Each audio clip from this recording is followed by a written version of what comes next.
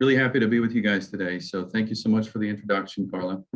I know Saturdays are busy for my family as well, and I know yours too, so your time's very valuable. So I hope you get a lot out of this short presentation, this little conversation we're going to have regarding your credit. I hope it's time well spent. Take some notes, write down your questions. Looks like we have just a handful of people here, so I don't mind taking questions as we go if you've got something really on your mind. When we think about credit, if you want to do this, you can choose to participate through the poll that I've got here, and it's really simple on your phone. If you're at home, you can go to the pollev.com/my name and the number there. And that's just a simple poll, and it's just going to be the same questions that are on the slide. So if you'd like to do that, go ahead and do it. It's easy to do it. It asks you just for your name. You can make up your name. You don't have to do anything. It doesn't track anything, but it's just going to have the multiple choice questions and things like that after the slide. So we'll kind of reinforce and review what we talk about. So you're welcome to do that. Take a note of it real quick before we get started. So my role at the bank is as a consumer lending officer. I think I saw somewhere on there where they promoted me to commercial banker, which I think I need to ask them for a raise or ask them for a bigger office maybe. So, but no, consumer lending officer. I focus on individuals that need credit. So, and I started in the banks and kind of worked my way up to there. And primarily it's auto loans, but it's pretty much anything. It's, very simple. Somebody who, wants to start with a secured credit card, we consider those for our banking employees that have deposits here and our customers that have deposits here. And then, small CD secured loan up to, very expensive boats and cars and things like that. So, but primarily lending to individuals, which, obviously your credit score is a big part of that. So it's similar to your health, I think of it that way.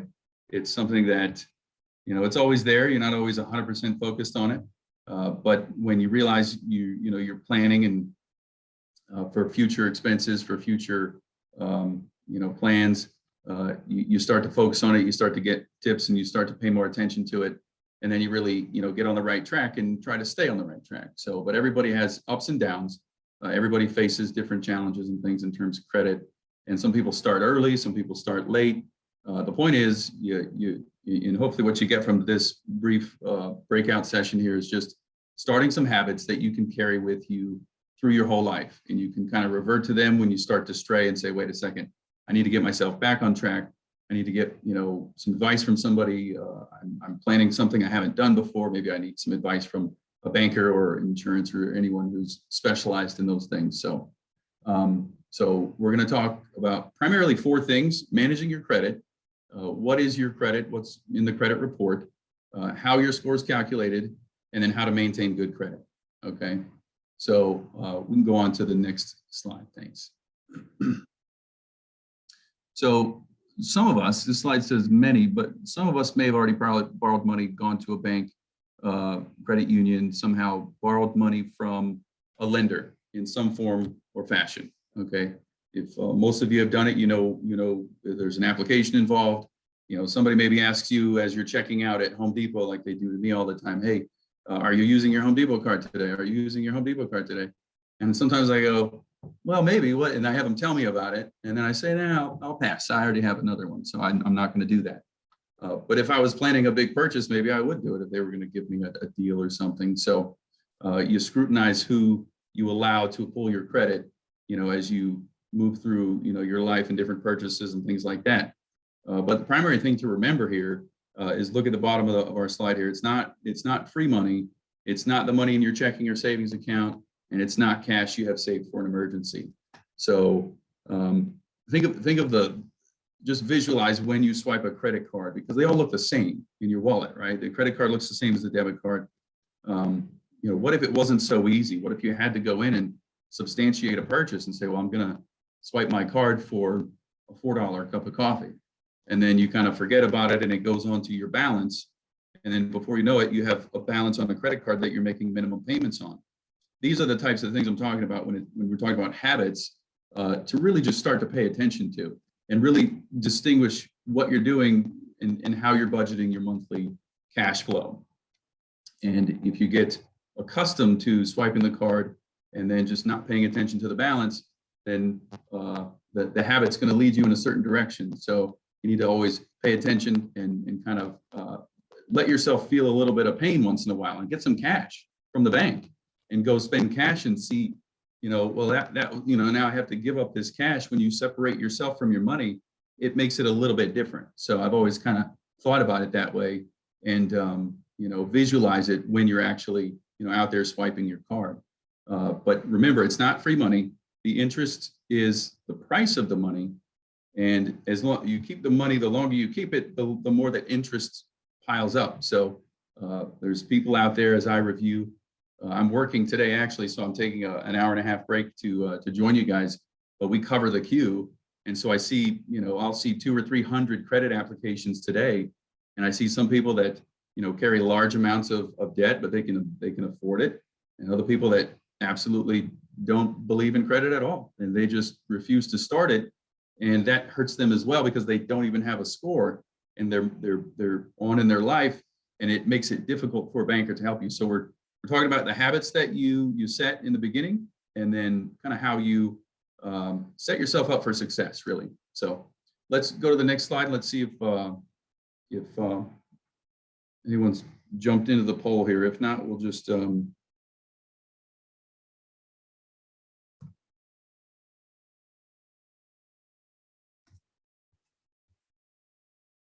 okay, I just activated it. If anybody is doing that, let me know. If not, we'll just use the slides. So, but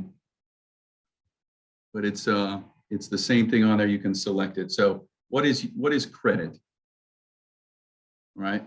Free money you request from a bank, money that you have in the savings account, money you get from a relative or friend, money you have in a checking account, or none of the above.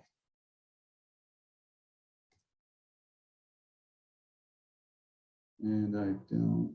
Let's see. It's like one person participated. Yeah, none of the above. So very good. All right, let's go on to the next slide.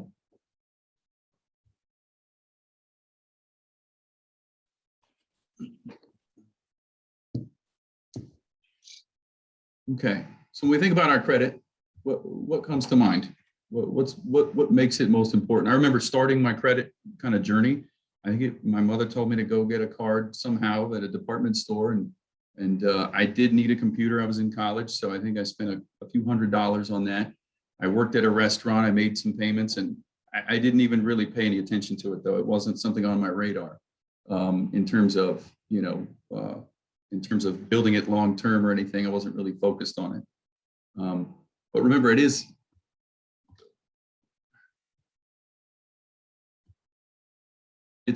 intended, credit's intended for a number of things that gives you convenience to your life. It could be for emergencies. It could be for large purchases. People don't want to carry large amounts of cash, but it primarily gives you the opportunity to get things that you need in time. So you may not have something you need and you purchase something on credit and then you make your payments over time. All right. So it is collateralized and it is guaranteed. So a lot of times when you apply, you do have to put collateral. So the collateral means there's something of value there. So you're talking about a car or a home, and that thing is either falling or raising or hopefully going up in value if it's your home, and you're making payments on that. Okay, so these people that are looking at your credit, they're looking at how you manage these things, small ones and large ones over time. All right.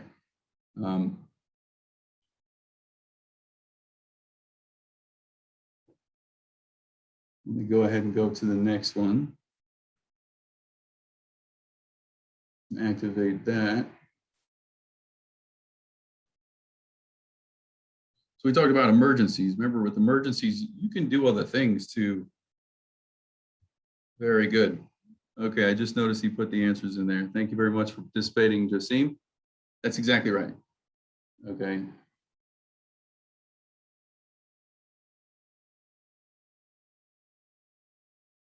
All right, let's jump over to the next slide here. All right. So who cares about the credit that you have? Who looks at it? Well, lenders are going to look at it. We're going to look at your past history, your experience, what you've done, how you've paid bills, things like that. Insurance covers are gonna pull credit and look for it. And what are they really looking for? Are they looking for a number? They're not really looking for any number. It's the numbers kind of varied. We'll look at that later and how they're calculated, but they're looking for potential risk, right? So they're looking for potential risk, and then they're trying to give you a service, employment, utilities, renting. They may pull the credit and just make sure that you're a responsible person.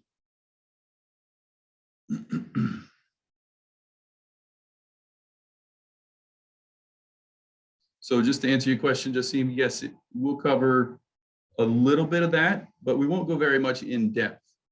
What we're going to do mainly is just talk about the basics. So you can think of it this way. If taking the basics here, it will help you kind of get back on track, but it won't be something specific to repairing credit like that. So hope that answers your question. All right, let's jump over to the next slide here. And activate that. We got one person participating there. What is credit used for? Just reviewing what we went over, right? It looks like, yes, all of the above. All of these things are going to require you to have credit and have demonstrated that you know how to manage it and use it. Okay.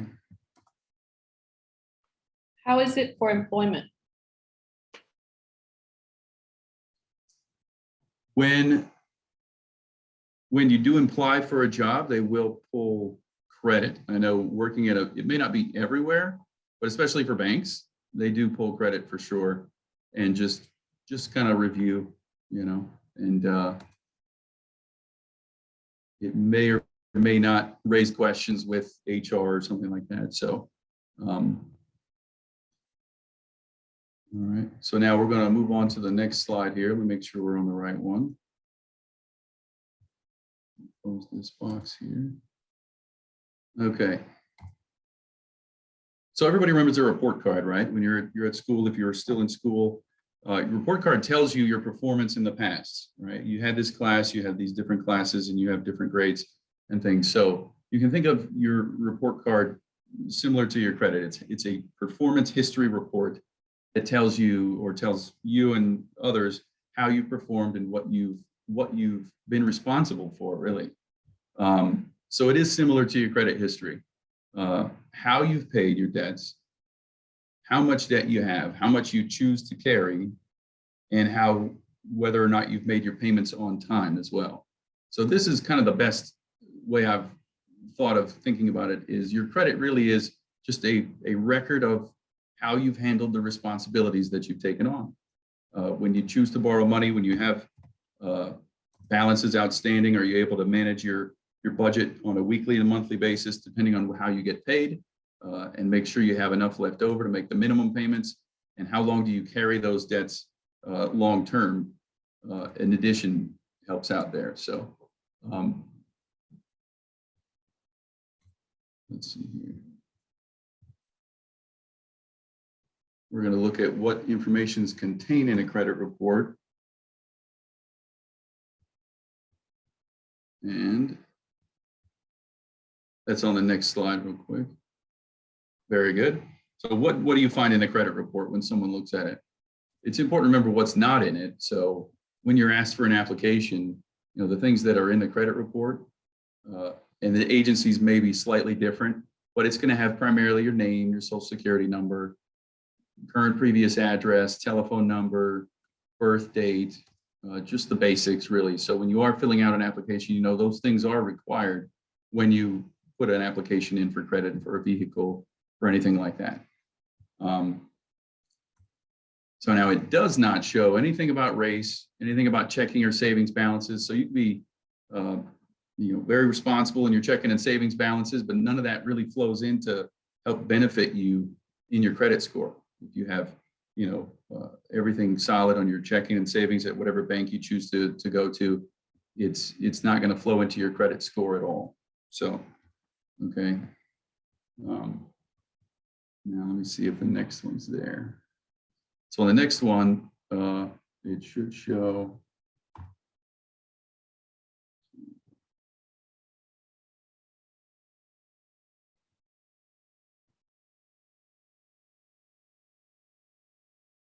All right. Just seems on top of it. Very good.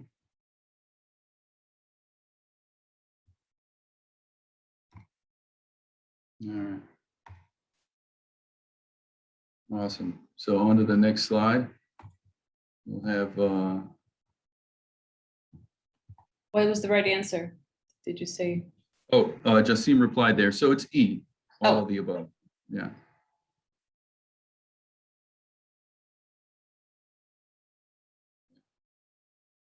So reviewing here again, credit reports. What do they contain? What's involved? What are they seeing when they pull your credit? So it's got your credit history. So account records with all different creditors. It's laid out a little bit differently when you go to the different bureaus, but it shows how much credit's been extended to you, how you've repaid it. It'll show the 24-month history. So it'll show if you missed a payment, 8 months ago, it'll show a different number there. So the lender knows we were late here 30 days or 60 days. So the details are there for the bankers and lenders and others to kind of see how you've performed once again. So one of the misconceptions as well is, when you've got different bills coming in and out of your monthly budget, small bills are just the same as large bills. So paying a small credit card, a minimum payment on a credit card late, it might seem like, maybe it's not as big of a deal because it's just a small amount, but it truly is the same. If a lender sees that you've missed payments, it's going to hurt your score and it's going to raise red flags. And really, like we talked about before, it's about not presenting yourself as a risk. So when you develop habits that you're budgeting things on time, you don't overspend, and you make these minimum payments on time, it gives the lender confidence that, okay, they can handle it. We can go ahead and extend credit to someone who's asking for maybe more credit or a different purchase, or from a revolving credit history to an installment credit history. So proving that you're a good risk to a bank or anyone else looking at your credit is very important. So now the number of inquiries is also something to pay attention to. So as you're beginning credit, or no matter where you are in the credit process, you don't want to have a large number of inquiries in a short period of time, because that can sometimes hurt your score. You don't want to be overly concerned about it, but if you're applying for many different cards, this is going to start to drag your score down. So, but if you're doing all the other things right, making your bill payments on time, not missing payments, not overspending, it's not going to make as big of a difference. Okay, so but be prudent and limit the number of inquiries that you allow people to inquire. Just like I mentioned, when you go to the store and they're constantly asking you, hey, are you using our credit card? Well, why should I? And if you don't need it, then don't get it.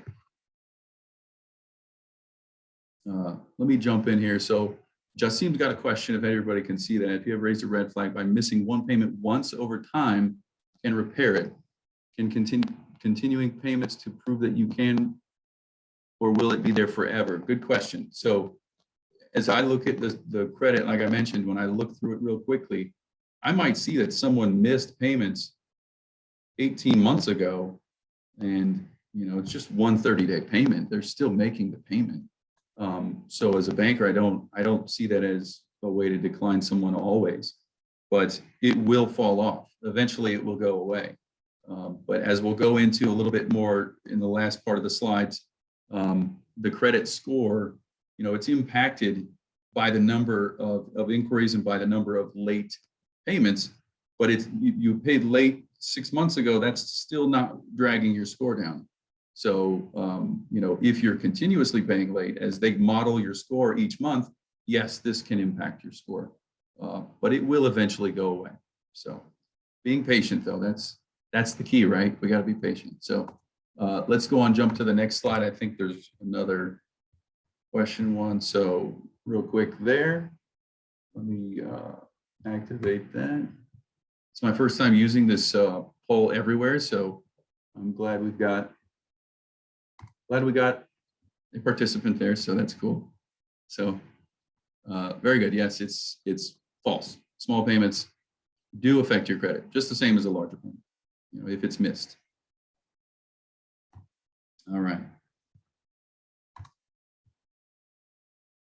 All right, so we're going to jump into credit reports now and how you can get started with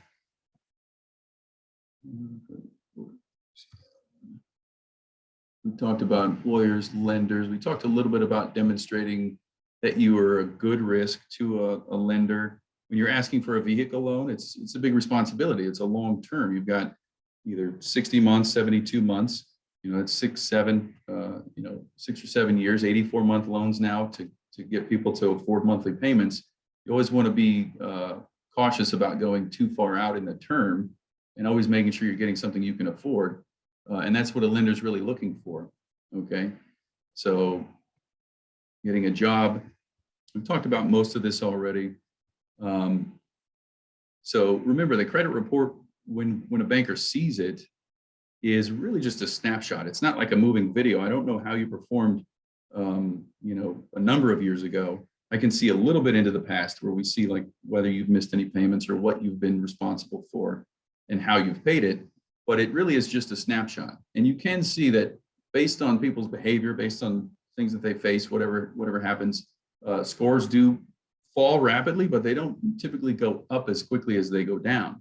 So whatever the case is, I always recommend if it looks like you may have to miss a payment, I recommend you just find every avenue that you can to try not to, because it's like we just talked about with Jacine. You're going to have to wait. Those things are just going to take time to pass. So, and when you make yourself a risk to the bank, when you make yourself a risk to the bank, or you're really making it more difficult for yourself. You're voluntarily charging yourself more interest. So if you think of the amount of credit you're going to have over your working career, the amount of times you're going to borrow and repay money, as you make yourself a higher risk, it's going to cost additional interest, like we talked about in the beginning. That's the price of money that we all borrow. So you always want to present yourself as a good risk to a banker and to a lender, anyone who's looking at your credit. Let me jump down here and see. Oh, absolutely. Yes, you're entitled to one free credit. That's on Jasim's thinking ahead here. We're going to get to that in just a second, and you can write down where you can get your free credit report once a year. Okay, you're entitled to that. And let's jump to the next slide, please. I don't think I have any questions for that one. So ways to build credit history. You can, most of us, I think, here have already started credit, possibly. If you haven't, getting a small loan, a cosigner loan from a credit union or a bank, getting a credit card at a local store, pay your bills on time, that sort of thing. Kind of talked about most of that. It's probably the easiest to start with a department store. If you have a store that you shop frequently, or a store that offers a card, that might be the easiest way to start. But it's also possible to start with a secured credit card. There's companies and banks that really do specialize in different types of lending. And a secured credit card is a great way to go, because your money's secured. You're going to get it back. If you put $300 or $500 on a secured credit card, you're going to get it back one day in the future. They're going to say, hey, thanks for paying on time for the last 18 months. Here's your money back, and you keep your card, and then you continue to build your credit and use it for small expenses or whatever it is. So, and then ways to protect your credit. You always want to monitor your social security number. So you want to, you can pull your credit, and we'll look at that in a few. You can get your credit report for free from the different bureaus, but you can also just monitor it through your bank may have a free program, or you can pay a small amount to have it monitored. And I think I get one free from one of the credit cards, and they just email you something once a month and say, hey, everything all clear, nothing's changed, don't worry about anything, or you may want to look at this.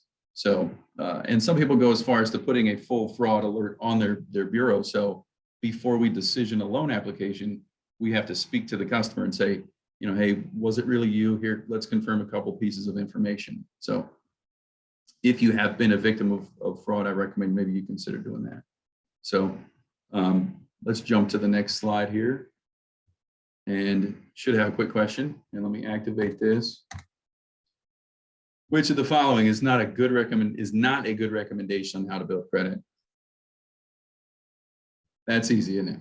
Trying to make it a little simple here. So yeah, your friends' cards, your parents, your relatives' cards, none of this affects you in your credit history. So it's not going to help you to do any of that. So, but paying your bills on time, get a card from a department store, get a small loan, put some money down in a savings account as a secured account, and a lot of banks will give you an installment loan for something like that. So all ways to start there. All right, and then next slide will show you, here's what you get once a year. You can go to annualcreditreport.com and you can go ahead and request. And some people do this differently. They split it up. There's 3 bureaus. There's Equifax, Experian, TransUnion, and some people like to have things covered and always be looking more frequently, so they can do once every one bureau every 4 months or so, instead of just once a year, because then they can cover it a little bit more frequently. So make a note of the website, the phone there, and then, you know, definitely recommend doing that if you haven't done it ever or haven't done it in a long time. So, all right. And then credit report, more information to contact them. And then they each have their own resolution departments in terms of how to, you know, resolve things if you find something that's been reported wrong. Let's check out, just seeing here. Some creditors get your report and some don't.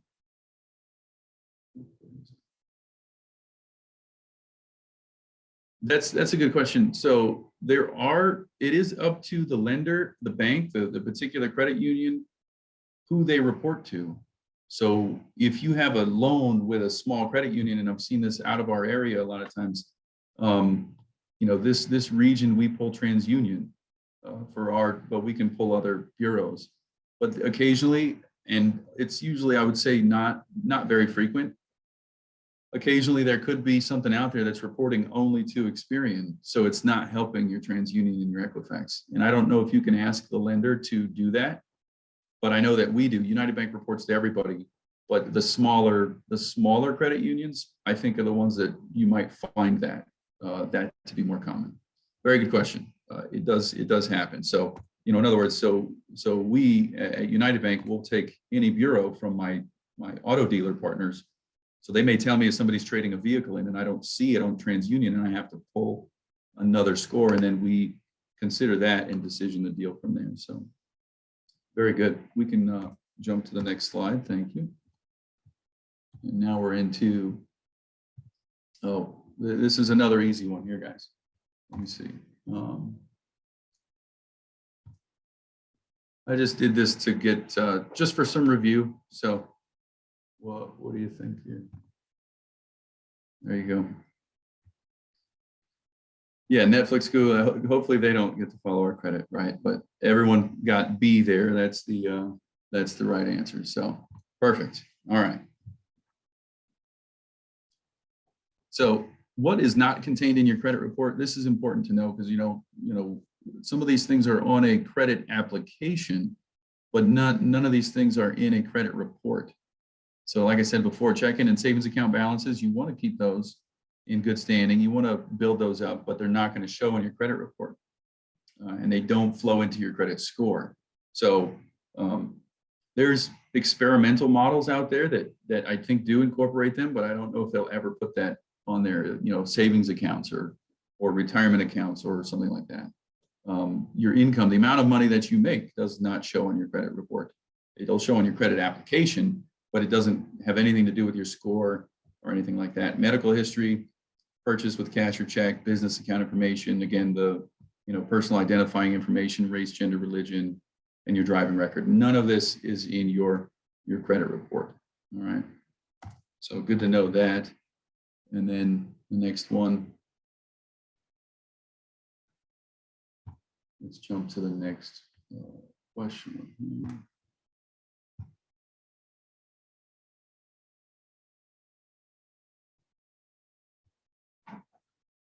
Very good. Yep, E, very good. All right, so the next one we're going to look at, hopefully you guys can, oops, we jumped ahead too much there. So remember, just on this one, I would remember the trade-off.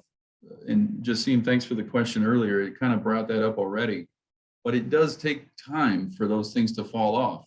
It says here, look, if you happen to go through a bankruptcy, unfortunately, it'll be there for a while, 7 to 10 years possibly. And it does take time for the score to go up. Like I said, it's not an exact science to me. And a lot of times we wonder as lenders, we look at a score with somebody who has almost no experience, very new to the bureau, but they get started off with a 750 score. And it doesn't always add up, because then you've got other people that have made payments and they have a few negatives, but in the past, and their score hasn't really climbed. So one thing to remember is there are at least 9 or 10 different versions of these models for scores for each of the bureaus. So depending on who you see your score from, that could also impact it. But you also want to make sure if any of this stuff is not correct, you want to contact them right away to help get it repaired and help get it removed. And you can write letters, you can write and discuss and have them remove negative reported information if there was, any extenuating circumstance that would justify it. It'll take time, but they do have to respond, and they do have to consider those. So those are good to know as well. Let's go to the next one. And I think this is the one. Oh, I didn't point that out on the slide, but let's see how you guys do.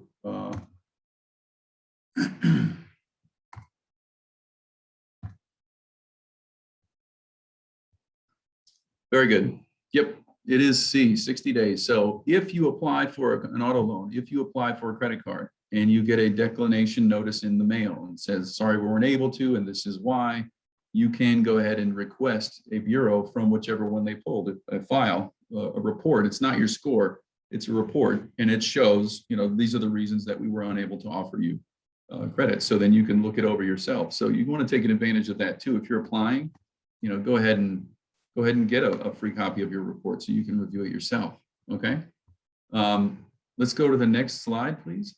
And this is a sample credit report, and it is quite it's quite raw here. It's actually it's a little more organized than it would be otherwise on an actual score or report that we look at. But I want you guys to take a look real quick and see what do you think might be pulling this person's report down. We can find just a few of the things that might be hurting this person's individual score. We look at the top, you just got the personal information, you've got employment there, you got some public records, got some things in there. We've got collection agency, account information. Okay, and then we've got down at the bottom, let's see how they've paid their credit over time. If you look at where it says high credit, you can see that's the maximum amount they had. And then you can see it has balance as well on the other column. And then it shows past due, and it shows how much. And if you look under status, under credit account information, you can see R1's good, that's revolving paid good. I1 is installment paid good. O, I'm not sure what that means. It says O1, it's an oil company though. And then it looks like they're struggling with an auto payment here. So it says I5. That means they've been 5 times late. 5 times late, and at the bottom it says 3 times 30 days late, 4 times 60, 2 times 90. So these things are going to be there until you kind of right the ship, until this individual rights the ship and starts back on the right track and kind of builds their habits back up. And the score will suffer for that time until, let's say 6 months, 12 months later, when all of that's way in the past and they've had the ability. It's kind of like a basketball game sometimes, if you think of it that way. If you're on a basketball court, you're making 2 points at a time. Well, that's kind of how the months go by when you're doing things right, you're paying the bills on time, not missing payments, not having too many inquiries. Your score is going to gradually get back up there. So let's jump to the next slide. I don't remember if I had any questions on that one. All right. So getting into your credit score, the score is just a number. And it like I said before, it's a snapshot. It shows the lender and whoever's looking at it. This is what is happening right at this moment, and then a little bit into the past. Okay. So it builds that based on your credit report to create the score. And like we said, there's all sorts of different models. So, lenders may pull a version that's 3 or 4 models behind, and it may score higher or lower than the current model because the new model incorporates new information. All right. But those things are just kind of too in the weeds. If you focus on just doing the right things, getting limited amounts of credit, keeping your balances low, you're going to find that your score is going to be okay across whatever model they pull. All right. So then remember, having a higher score does help you, but it's not a reason someone can decline you. No one can decline you because you have a low score. We have to associate that with some sort of performance. So there's a reason the score may be low, but that's not a reason to decline someone. So it does make it easier to obtain credit, loan, rent, purchase property, lease, or purchase a car, and lower your interest rates. Remember, when you're presenting yourself as a reasonable risk to bankers and others, they're more likely to approve the loan application, approve the rental apartment and things like that. And then there's no questions with your employer. It may not prevent you from getting a job, but they may ask you about it. It's possible they may ask you about it, especially if you're going to be someone who's working with money and doing any advising with people with their finances and things like that. So let's jump to the next slide. I think I have a quick question there. So activate that.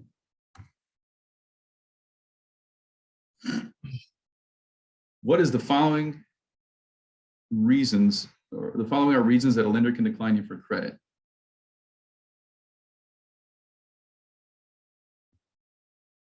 Perfect. All right. We got our participant there. It is E. The answer is E. Very good. So, yeah, collections from creditors that have been unpaid, that's a reason. Delinquent or late payments is a reason. Limited credit, if you just never had a large auto payment or any auto payment, that could be a reason. But there's never going to be a letter in the mail where you say, well, your score is not high enough. So the score really is just something to, not worry too much about. It does impact, but the practices, the habits, and the behaviors is really what to focus on. So let's jump to the next slide, please. So how your score is calculated, these are things that go into your score. And we'll see a breakdown of it here shortly with the model. It kind of shows more in detail the percentages, but your bill pay history, your current unpaid debt, the number and type of loans and accounts that you have, and the length of your credit history. So starting early makes a big difference. If you're able to start as early as possible, but it's never too late to begin. You want to start with something. That way you're building that responsibility and that history in the past where you're making even the small payments, on time. The number of applications we talked about, you want to be prudent in that and don't apply for too many things. Do some research before if you want to switch credit cards or find a card that you're going to start using. Research those and apply to one that you really want and not multiple ones. And then whether you've had a debt sent to collection or foreclosure, bankruptcy, and how long. So those are all things that go into your score as well.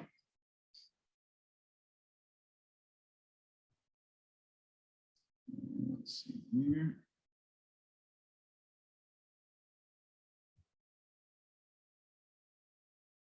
All right, which the following is not considered when you're calculating your credit score? Length of employment with your current employer. Very good. Answer is C.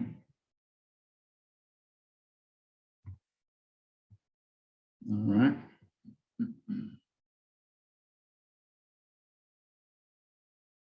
And more about how your score is calculated. Your score does, your report does not include your score. So when you request these free reports from annualcreditreport.com or after you've been possibly declined for a credit application, it's not going to show you your score. They may charge extra for that or something, but there's so many free models out there now that you could probably get an idea of what the score is.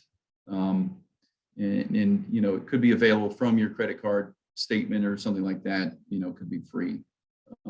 And then like we've talked about, there is really not one score.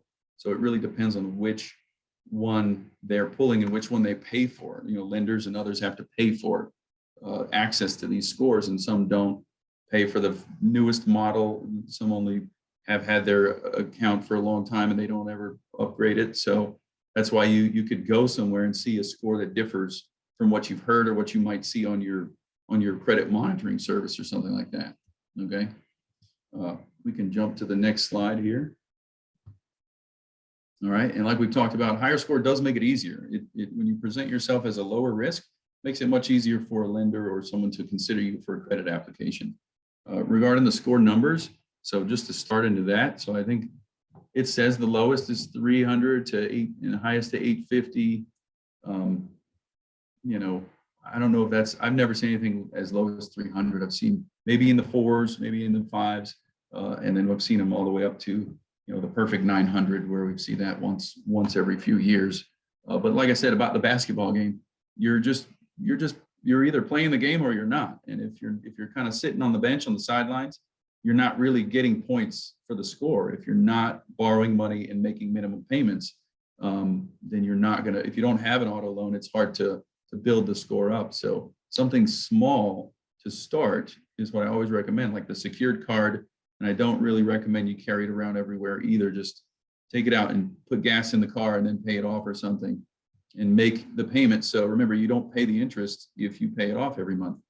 So that small payment, take one thing out of your budget and put it on a card and then pay it off, and you can't avoid interest that way and get benefit of showing that you're paying a balance off on your revolving debt. Okay, let's jump to the next slide, please. And here we go. We get to see a little bit of an example. So at any given time, you could see these different scores, and there's really nothing for this person to worry about if they're around, you know, the 700 range. You know, the only ones that might be a different tier is the 698 to the 726. But like I said, it's a lot of times, you know, the lenders will take the highest score, and so it's not, you know, as long as you're above, you know, this range here, it's not really hurting you, and you're always going to see those differences. So, and that's just kind of, I think it's just always going to be that way, and it's probably a good thing that we have different bureaus that are using different pieces of information in terms of how to show scores and show, you know, your performance to those that are doing these applications and things. So. William, I have to give you the 5-minute warning. Oh, perfect. Okay. Let's jump 2 slides. Go one more slide. Perfect. Okay. So these are the more important slides here. I really wanted to cover with you guys. What is, when you look at here, what is the most, which one of these are more within our control of these here? The length of credit history, you can't really control that. If you start late, if you started just recently, then that's it. That's the way it is. You know, new applications, you don't have to apply for everything though. So like I said before, really looking at and doing some research in terms of what you want to apply for. The percentage of your available credit used. This is something that's really important. You know, keep your balances low. You don't want to have, just because you have a $5,000 available balance or spending limit, doesn't mean that you want to use the majority of that and make a minimum payment, because it becomes very difficult to pay off. And then you end up looking into the future and you're sacrificing your future earnings for something that you got long ago. So, you know, it's never a good idea to overspend. So, and then your payment history. So the 3 things there: new applications, your payment history, and the percentage of your available credit. This is probably the most important things. As I have a message from Carolina, she'd like to share something. That's fine. I just wanted to share, I received some advice. I don't know if it's something that is doable, but someone once stated that having multiple cards, to say credit cards, each credit card has like a different due date for payments.